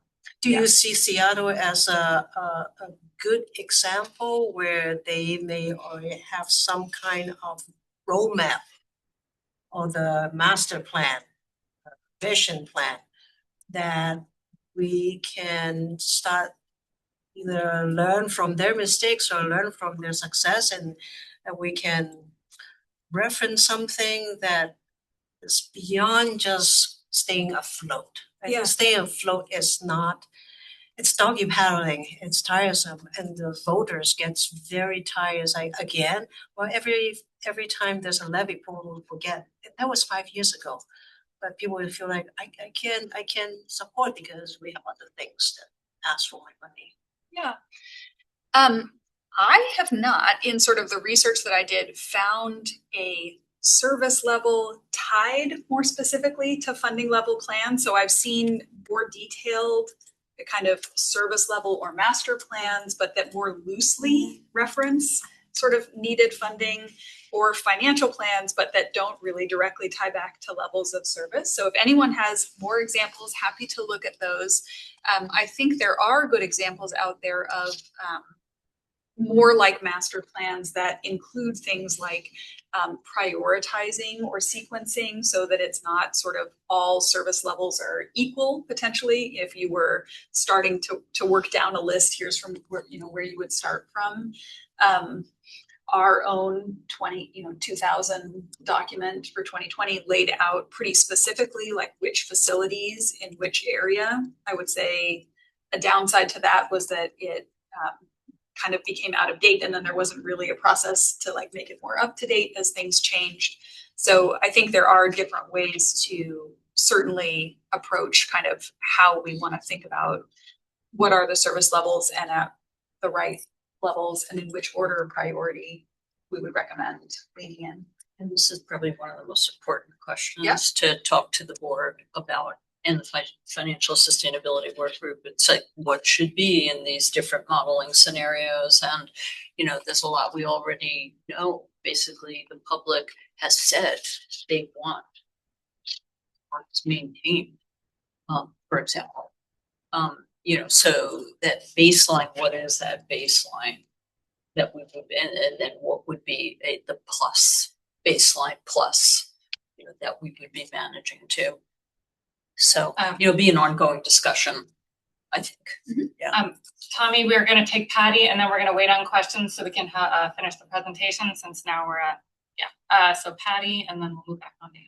This is just a curiosity question. The slide where you're showing the road map of levy passing.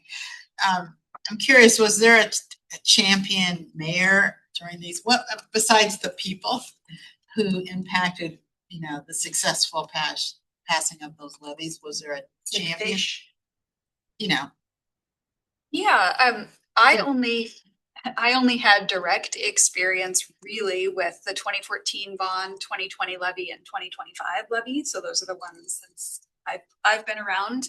I think in 2014 we had a parks commissioner at the time, so they played a strong role in deciding to refer it with their colleagues to the ballot. And the same was true in 2020. We had a few different leadership changes in that time. Certainly Commissioner Fish kind of launched it and had sort of a broad council work session. We also had, before kind of the 2019 council conversation, a funding task force, so a variety of community members who came in to provide perspective and thoughts around which were sort of the priority tools for the city to look at, levy being one of them. And then we had some shifts. Unfortunately, we lost Commissioner Fish, so the mayor was actually playing the role of Parks Commissioner. I think our interim director within the mayor's office shifted over from Fish's to the mayor's office and was strongly supporting that role. And then just before it went to the ballot, I believe it went to Commissioner if my memory serves. So we had a few different hats from City Hall, but they all played key and important roles. We also each time had sort of highly active campaigns that helped spearhead the conversations and shepherd those in a way that the city can't. So once something is referred to the ballot, the city really has to step back and only can be that impartial, neutral information providing resource. So having that sort of community partner to be able to have those conversations that the Bureau and the city can no longer have is incredibly important. And then 2025 again. So we had, series of council conversations in getting that to the ballot. That one, we didn't have one commissioner, but we would, I would say we had council champions who stepped up. Right, let's head back to the Great. presentation. All right, let's go ahead and just move on. So I'm going to highlight one potential sort of option scenario that the Financial Sustainability Work Group came up with. It's not at all set in stone, and so it may not be the most winning, but it looks pretty good. There would be a component that would be a general obligation bond. And so that would be capital projects maintenance, and that would be property tax. And you heard about the 2014 one that really bumped up the maintenance, right? So this would be one model for doing something like that again. Again, you saw that there's coordination going on with the rest of the city. The city might want to go for an overall bond for maintenance of other parts. So that's really what's in play, and therefore what the timing would be of that. The other piece that kind of comes to the top of the list, and I will back up and say that in your packet, there's a big list of other kinds of funding that parks have considered or done or things like that nationally. The Financial Sustainability Work Group did go through those in the past, and they all have pluses and minuses, right? We'll probably talk more about those at a different time, but these are kind of the two that really had the biggest legs when this was discussed, right? So the second piece is becoming a park and recreation special district. You heard about three scenarios where that was the case. And there are others in the list of benchmark slides that you have. There are other examples there from across the nation. And it is a common route that the 12 highest performing park systems in the nation, it's a common route for them to take. Okay, so that the purpose of that would be operating or capital maintenance or both.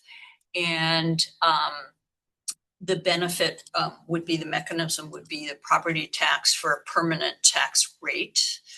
They also can enact fees or submit bonds, levies, or other funding as needed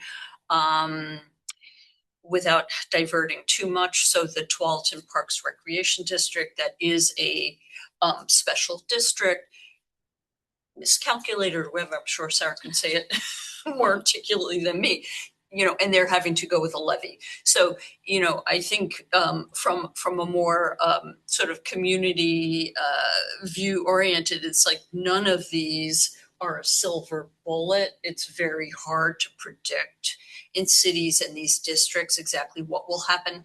And so they often bring in other funding over time.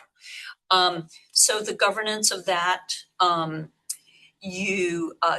are different models. So you saw Sarah highlighted a few with different models. They could be an independent new jurisdiction, or they could be city run, or sort of a hybrid of those.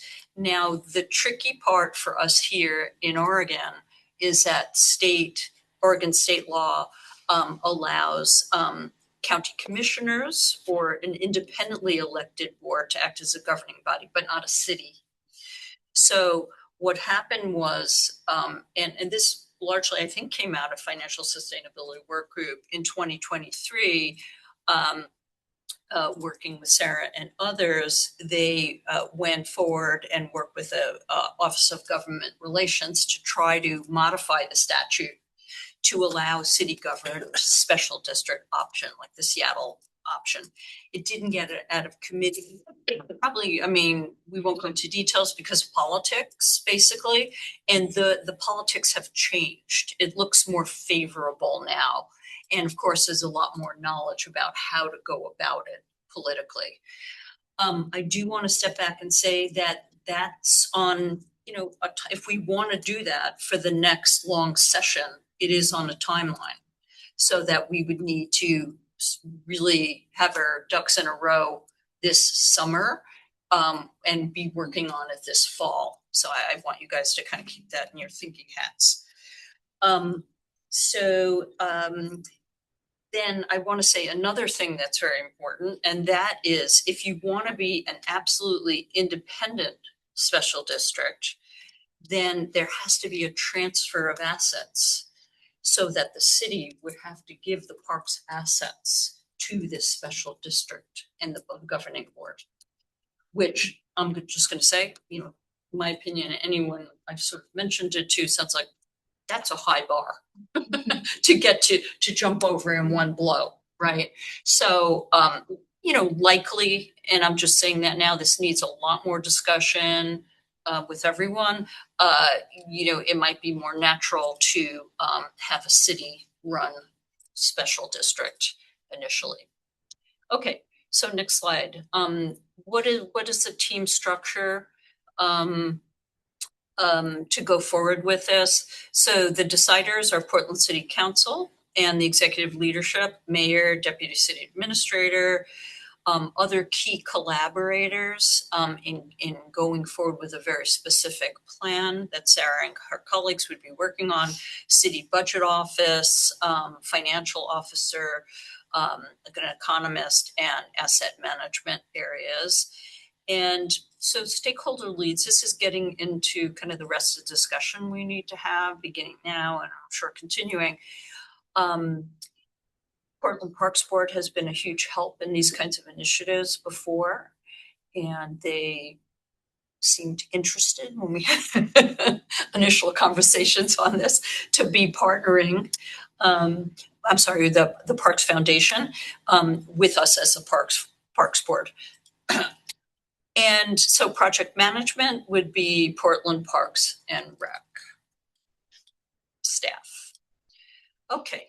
So now this is very drafty material and where we need to start talking about, what should be our role and what do we want to commit to as a group and as individuals. So the role would be to assist and advise staff as requested. That's pretty straightforward. Highlight the importance of and really create a sense of urgency among leaders and staff. And really during the development stage, really now and going forward, creating that sense of urgency and talking about, okay, we're talking about the budget here for urban forestry and for parks and the cuts that we're having, that we had last year, that we had this year, that we had many, if not most of the years, and likely to have going forward, given the city's financial situation. It's really important if the community says this is one of our highest values. We want parks maintained. We want disparities closed. We need to create that sense of urgency to come up with a plan in a timely manner. Okay. And then really helping to gather, interpret, and reinforce community needs. We know a lot already. We've talked about that. There's probably going to be a strong role for ongoing community conversations through our community engagement work group, through the foundation, etc. We'll talk more about that in a second. Advise in creating and reinforcing best practice requirements for sustainable funding plan. So I heard a lot of interest among folks about, okay, what specifically are these potentially benchmarking communities and parks doing? And what else can we find out that we don't already know about them? And so hopefully that'll be a conversation we'll have more of in the future. And maybe most importantly, you heard that really the culture is in the city, and it's been reinforced that staff is there to analyze, to present data, and not necessarily to recommend or advocate. Okay, so we're the community members with many different kinds of skills and experiences, and our role, in my view, and I think I've heard from almost all of you, is to synthesize information and advocate and recommend. So we are going to do the hard work on that, and having difficult conversations at key time points that may be uncomfortable. You know, they might be uncomfortable for staff, might be uncomfortable for leaders. So what, methods could we use? Really defining a systematic board work plan around this, getting specific commitments from our work groups and from specific members, meeting leaders who already started that, to introduce board members and to periodically advocate through one-on-one meetings or through advocacy letters or documents that we share. Let me quickly just show you this slide, which is kind of specific roles at specific times.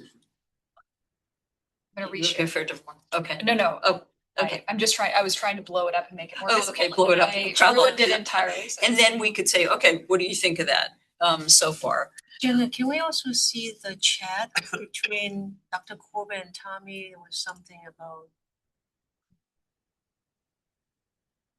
Okay, so basically, yeah, so the financial strategy work group has thought about, okay, there would be a role for the full Parks Board in each piece of the development of this plan, right? So your columns are, the project scoping, the service level and financial plan development, adopting the plan, and then the service level refinement.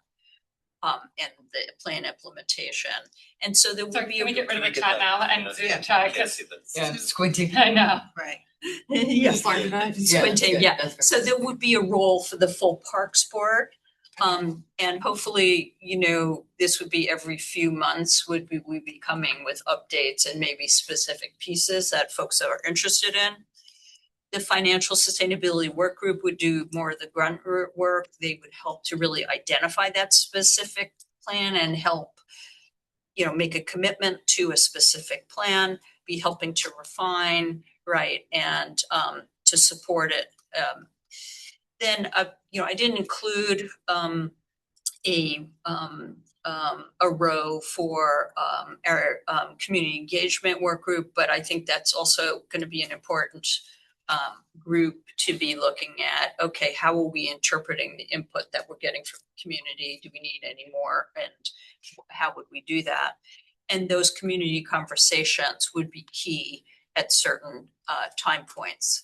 So, for example, we would, consider stakeholder partners, identify them and their roles. We would hope that the foundation would have a key role in helping us to do that. And then maybe even framing some open houses. One would be during service level and financial plan development.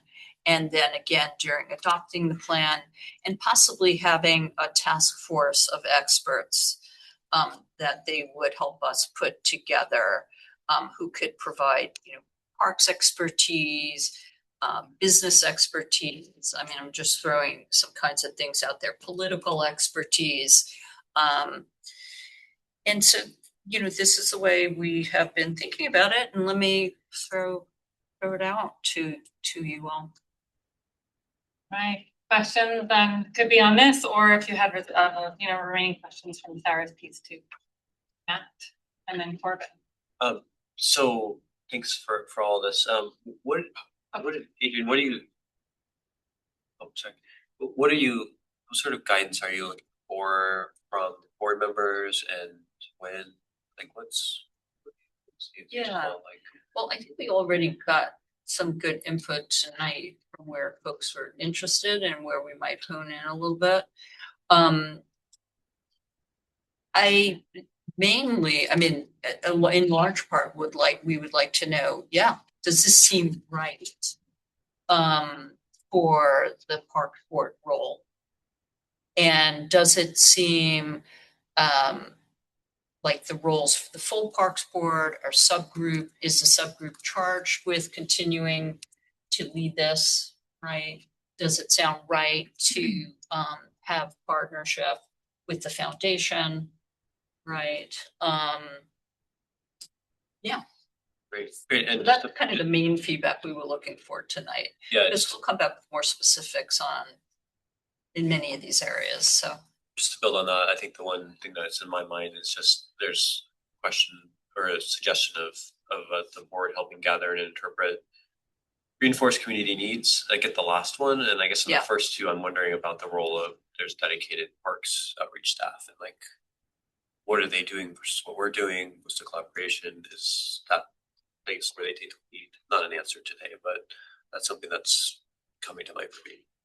Yeah, and can you be more specific on that? Well, we have folks that are dedicated. I don't know how many entities it is, but those are some really great folks that are doing outreach work within parks. Yeah. So, curious, are we supplementing that? Are we doing something different? But want to really highlight that resources already exist. We're not. Oh, absolutely. Yeah. I think the idea is to totally use what's there. Hopefully, all the staff in the city that could be helpful at any point in time with this, we want to engage, right? Yeah. I can speak to the community engagement team, and there are other teams that have outreach staff, but they're very specific to their programs. Like Urban Forestry has an amazing outreach team, but they're very specific on getting the word out for free trees and what Urban Forestry does. Community engagement team is very focused on the projects that we have in our portfolio. So no outreach or engagement staff are doing this work. And this is work that you all are leading. But I will say that we do have resources and tools that we like to lean on. We have contacts of people. We can make introductions. So that might be an appropriate way to lean on staff is what resources do you need and what are we using and how can we kind of share what we've learned, and if the Parks Board wants to take it and run with it, that would be a great alignment with what works, and then you all can carry on and move that forward as well. Because staff cannot have the advocacy voice, right? There are plenty of partners. I mean, thinking of the levy, like there are plenty of partners with a lot of political capital who can do what we can't do actually, which is get people to show up and testify and advocate more than just ourselves, at least at this point in who we are. I'm going to say the stack and then I have to go. So we are at Corbin and then Jessica, and thank you all. And sorry, I'm leaving a few minutes. Thank you, Allie. I think this is We can't hear you for some reason. You're a little bit quieter, yeah. Oh, there you go. I put my mic up so I would stop talking, but here we are again. I would love to understand how you're defining leader in this, because I don't look at our city council as leaders as much as they're representatives of the public. And I think also thinking about community engagement, working group and community engagement in general, like this could be a great way to build that platform that community members can come in and say their piece and really communicate with the board in these different ways. So I like where this is going, but I guess that question around leaders, who are we talking about? Because in the next 5 years, we're going to probably have some rollover, and they're not necessarily leading this charge. It seems like it's actually going to be coming from the board. Yeah, this is a great organizing opportunity for the board. The community. Jessica or John? Thanks. And then I think we'll finish up with Justin. Sorry, who else? Deborah? Okay, go ahead, Jessica.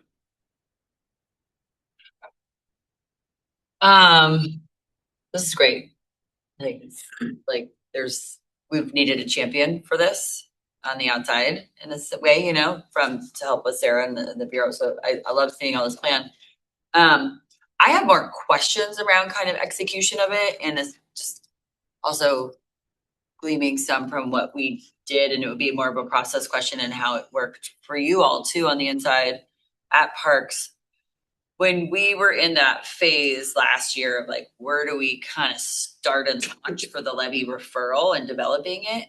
We hired an outside consultant to like put it all together and keep it moving forward and really like push some of the really annoying conversations and like kind of be able to be a role that maybe is harder for like us as the partners to be a role. And so I asked the question, like, is that a role that you could envision being helpful in this space or not? I don't know. And so it's one of a question, because I think for us in those like 6 months that we worked with the consultant together, it was really helpful because and maybe I'm wrong here, but like the Parks Board is not an expert in putting together this plan. Sarah is an expert in the plans and ideas, but like who's going to bridge kind of that process advocacy piece between like the Parks Board community piece, all of your and Parks knowledge, and move the train forward, which is really what the consultant did. It was like, and so I don't know if there's a place, but I want to just throw that into the conversation as something to consider. That's all. And then on that end, like if it is a road to go down, like where the funding comes from, stuff like that. Thank you for introducing this kind of work, and looking forward to a lot more conversations. Just for the record, we did not have any public comment, right? We did not have public comment this Or anyone interested in public comment. We did not have any outreach for public comment. Great. So before we wrap up, I want to just do a little round robin and see if anyone is able to commit to providing public testimony on Monday at the budget hearing. And that is, Jenna, that is both in person and virtual, correct? So Correct, yes. In person, of course, is going to resonate more. Sign up like first thing on Friday. Yeah. Logistics first, but before we do that, who's willing and able to commit to do that? I will. Okay, Matt. Anyone else in the room? Yep, I can do that. I have Matt and Jacob. Anyone else able to do, even though it's virtual? This is, we're hearing from counselors that this is a really critical point here. Is there a script ready or? We'll talk about logistics in a second. We will support that. What time is this time frame? It's 9:30 to 4:30, and essentially, the sooner you sign up, the sooner you will be called. So. Sorry, And- just but clarify what the meeting is. So Monday is the first budget hearing, Right. and that's the opportunity for the public to give comment. So this would be the opportunity to share those talking points for the full council. You will be speaking on behalf of the board. And you will have, yes, so you'd be sticking to those talking points, and you'd have 2 minutes. To speak. So you can coordinate. Yeah. I so there's- will sign up for the foundation. Okay, so Okay, great. Matt, Jacob, and Jessica, but foundation board combo. Anyone else? Other folks? On Monday, yeah, I A did. good time. Great. Nice, and that was Andre. Okay, great. Sweet. So Tommy. And Tommy. And Tommy. Yay. Tommy. Well, Also no, great. no. I want to speak. I'm not committing to Oh. that. Thanks, Tommy. That's great. Monday is tight. Taking you. Monday's tight. Monday's very tight for me, but I wanted to add that We am can't hear you, Tommy. still, We literally can't hear you. It's too quiet. Really? Can you hear me now? Yes. Yeah. Okay, Monday's tight for me, but I wanted to add that I am still attempting to get meetings with 2 counselors yet this week. So that's great. Thank hopefully you. that'll happen. It's a bit of a Hail Mary pass at this point. but maybe. That's super. So logistics wise, 9 a.m. I believe on Friday is when they post the agenda, and you want to go in and Jenna, are you able to lead on sharing that out with the? Yes, let me drop that link in the Zoom chat and we can share it out and post follow-up as well. Yeah, because I don't think anybody here is gonna see that. Oh, that's right, not everyone. So yeah, so if we could do an email. Yeah. So you want to do is sign up as soon as you can, because then that'll determine where you are in the queue. In person is better, and then we can talk offline about what points, we don't want to all say the same thing. When they're starting public comment?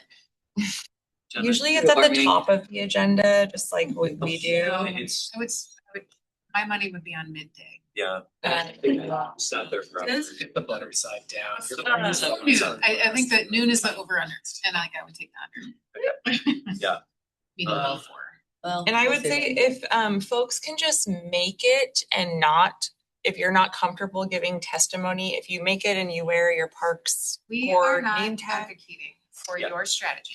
Right. We are not suggesting strategy. Right, so You are welcome. all to you're doing amend. is coordinating. You are welcome to wear things if you like, but we are finding our boundary carefully Yeah, here. we're not asking you to stuff over the lines, asking about logistics. And the other thing that you can do is that you can't do virtual, you can't do in person, you can submit comments. Yep. Right, so use Yeah. those talking points to submit comments. Yeah. I think we can all do that, right?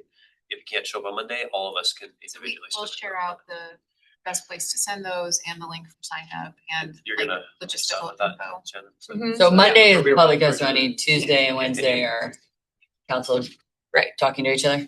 Does everyone have the green tag? Because there's a lot of new people who don't. So Yeah, they you should can have- borrow mine. But I mean, they should probably have them too. There's several that mentioned. Great, well, we are at 7:01. Those are cool. I didn't- Where did we get those? Were you a t-shirt? They were from, Ask Michelle. I think, the prior term. Yeah. Okay, so the question here is how do we get more tags? Yeah, for the new people, because those are, I mean, they do stand out Yeah. when we go to events. Yeah. Yeah. This is an old person that never got one. And then Jacob, maybe I'll work with you and we'll coordinate on what we'll say. Sounds good. All right. Really, really quickly, if anyone has upcoming meetings with city councilors in person, I printed off more presentation packets that I need, and I did a really nice job highlighting them. If That was anyone very would like much to of take them Word sharing. for the future meetings, I've got two to give away. And we are at 7:02. Yeah, we're Okay. ending the meeting at 2:02 PM. Thank you all. Wow. Great. Thank you all for being here tonight. Okay, cool. Yeah, Thank you, everybody. Bye-bye. Thank you. Bye. Take care.